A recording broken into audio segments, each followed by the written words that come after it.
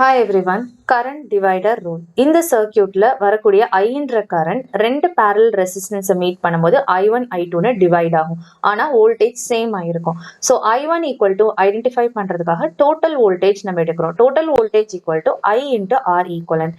இங்கே ஒரு ரெண்டு ரெசிஸ்டர் பேரல்ல கனெக்ட் ஆகிறதுனால ஸோ ஆர் ஈக்குவலன்ட் வந்து parallel கனெக்ஷனுக்கு R1 into R2 divided by R1 plus R2. இது வந்து என்னோட டோட்டல் வோல்டேஜ். இப்போ V1 அப்படின்னா என்னது? I1 into R, அதாவது I1 into R ஈக்குவலன்ட் நம்ம போடணும். ஸோ R ஈக்குவலன்ட் நமக்கு தெரியும். இதே தான் V2. இதே இந்த current V1 equal to I1 into R1.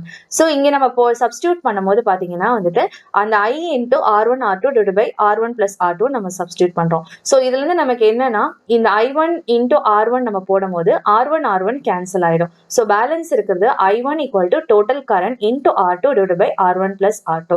So from this நம்ம என்ன அண்டர்ஸ்டாண்ட் பண்றோம்னா எந்த பிரான்ச்சுடைய கரண்ட் எனக்கு வேணுமோ that is I1 across R1 தான் கண்டுபிடிக்கணும். அப்போ I1 ஈக்குவல் டு என்னன்னா டோட்டல் கரண்ட் இன்டூ அதோடைய opposite resistance R2 divided by sum of the resistance, அதை தான் நம்ம I1 போட்டிருக்கோம். சிமிலர்லி I2 அப்படின்னு சொல்லும் போது அதே டோட்டல் கரண்ட் இன்டூ அதோட ஆப்போசிட் ரெசிஸ்டன்ஸ் அதாவது R1 எழுதியிருக்கோம். I2ன்ற கரண்ட்டுக்கு ஆப்போசிட் என்னது R1 divided by sum of the resistance. So this is the current divider rule.